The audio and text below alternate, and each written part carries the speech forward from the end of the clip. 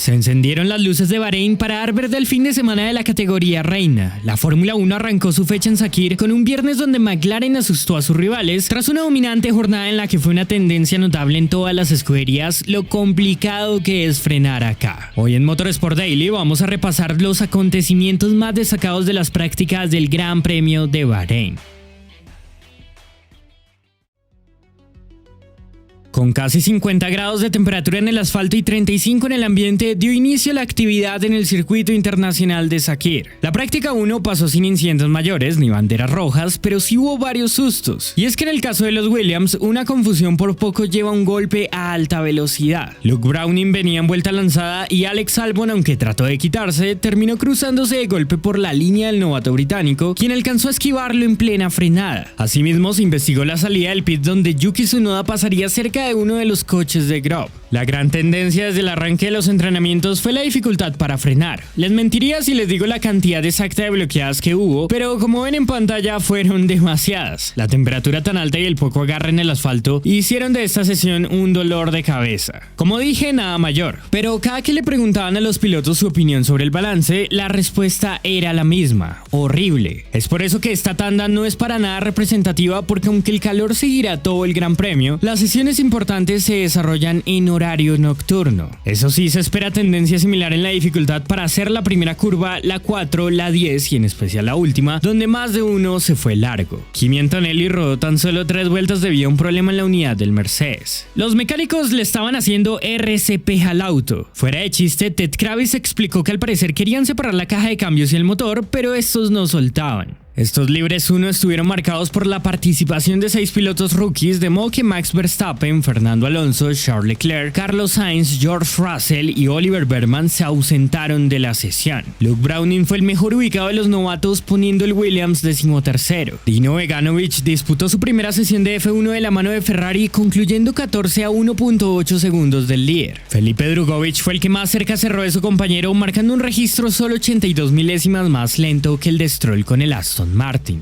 Ryo Hirakawa arrancó su nueva etapa con Haas en la 17ª casilla. Frederick Besti fue 18º con el Mercedes en cuanto registró su vuelta lanzada con el medio. Mismo caso de Ayumu Iwasa, que con el Red Bull usó la goma amarilla. La tanda fue liderada por el británico Lando Norris, que a bordo del McLaren puso 2 décimas de diferencia a un destacado Pierre Gasly con el Alpine. Lewis Hamilton concluyó tercero con el Ferrari a medio segundo. Alex Albon cuarto con el Williams y Esteban Ocon quinto con el Haas. Como verán, la tabla estuvo bastante mezclada y hubo sorpresas al estilo Sauber, pero tal cual he repetido, esta sesión por las condiciones es la menos representativa de todas, así que no hay punto en analizar más. Por la mañana la FIA publicó el documento con las actualizaciones que presentan solo 4 escuderías. Hablamos de Ferrari, Red Bull, McLaren y Haas. En el caso de los estadounidenses es algo relacionado solo con la refrigeración. Los de Maranello son el equipo que más cambios introdujo, como se anticipó, al rediseñar el fondo del auto y el cuerpo del difusor, así como introducir un nuevo alerón trasero. Red Bull se enfocó en retoques al alerón delantero y volvieron a abrir la cubierta del motor, mientras McLaren retocó los deflectores de los ductos de freno con un objetivo aerodinámico.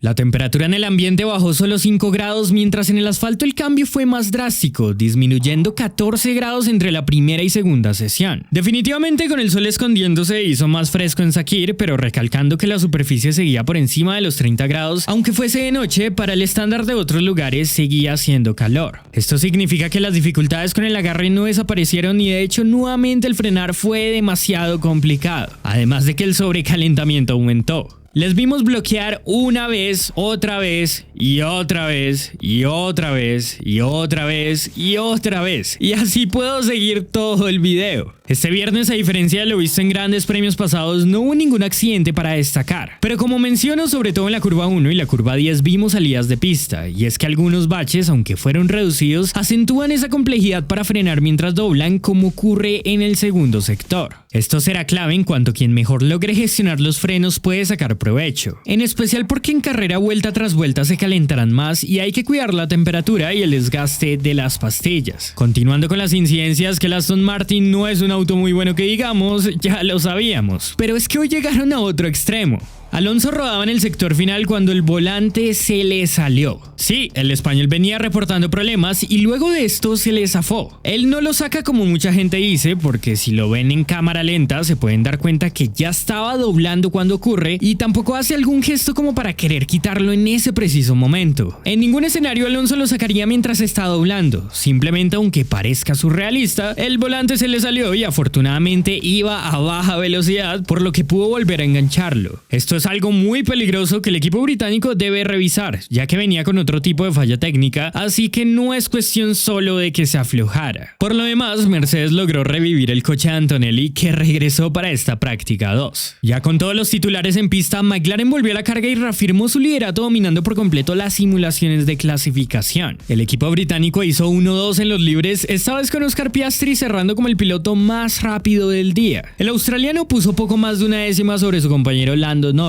Buenas sensaciones de Oscar, que necesita seguir empujando en la búsqueda de descontarle a Lando, quien lidera el mundial. La diferencia que sacaron los de Woking fue tremenda, y es que el siguiente en la lista, hablamos del británico George Russell, quedó a más de medio segundo. Por ahora Mercedes es quien más se acerca, pero viendo los tiempos, no hay duda de que los de Woking, a no ser de algo extraordinario, son los máximos candidatos del fin de semana. Charles Leclerc siguió de cerca al Mercedes y Kimi Antonelli completó el top 5, y Sad Hadjar volvió a ser uno de los más destacados de la jornada con el RB, cruzando sexto justo por delante del Red Bull de Max Verstappen a unas 8 décimas del líder. Lewis Hamilton quedó octavo con el Ferrari, un segundo de los McLaren. Oliver Berman fue noveno con el Haas y Carlos Sainz completó los 10 primeros, comandando el dúo de Williams. Hablando de Fernando Alonso, el español volvió a pista tras los problemas mencionados y finalizó en 15º lugar. Los resultados de este viernes hablan por sí solos. La práctica 2 acá es la más importante porque es la única en la que las condiciones se asemejan a la quali carrera al ser de noche. Analizando los sectores ideales, vemos que es en el segundo tramo donde los Papaya marcan la mayor diferencia. Estuvieron por encima de las 2 décimas sobre los Ferrari y le metieron 4 décimas a un rival directo como Max Verstappen. Lo destacable es la consistencia que mantienen en los 3 sectores, a pesar de que es Mercedes quien manda en el primero y que los W16 no estuvieron lejos en el último. El problema del coche alemán es definitivamente el segundo tramo, y es que si se fijan en la tabla de vuelta ideal, aunque los Mercedes lucen competitivos en el primer y tercer sector, al final incluso Ferrari tiene un mejor tiempo óptimo. Los de Maranello siguen probando las evoluciones y el punto del viernes era correlacionar información. Hasta un momento dado lideraban, pero desconocemos cuál es la decisión final o pensamiento sobre las piezas. Mañana se verá si dejan de nuevo el fondo o qué ocurre con ese problema que arrastraban sobre la altura. La telemetría muestra que de la curva 8 a la 10 es donde McLaren empieza a aumentar la diferencia. Basta con decir que antes de frenar en la 10, en la simulación Verstappen estaba ligeramente delante de Piastri. Pero una vez salen de esa curva, los McLaren arrasan. Enfocándonos en Max, en su vuelta se fue un poco largo en el tercer sector y el subviraje de la última curva le hizo perder bastante. Yo creo que en realidad Ferrari, Mercedes y Max están cerca entre sí, con el neerlandés teniendo algo escondido. Obvio, McLaren ahora mismo es otra historia. Lo curioso es que los de Woking tuvieron una velocidad inferior a sus rivales en la recta principal. El panorama es muy claro, pero aquí repito lo de siempre. Mañana puede ser otro cuento y las cosas siguen sujetas a los mapas motor porque desconocemos las cargas de combustible y cuánto exprimió la unidad cada uno. Repasando el resto de equipos y pilotos, particularmente Yuki Tsunoda no tuvo el mejor de los días y sigue luchando para adaptarse al Red Bull tras cerrar en la 18ª posición. Como recalqué, en términos de rendimiento, el mejor de este viernes fue Hadjar con el Racing Bulls, que cuidaba lo siguiente: quedó sexto haciendo su mejor vuelta con los medios. Ojo ahí. Los Williams van bien en este escenario, ahora mismo no a la altura del RB, pero sí les vimos parejos a Sainz y Albon en la lucha por entrar al top 10. Lawson quedó 12 y Gabriel Bortoleto con el Sauber me llama la atención.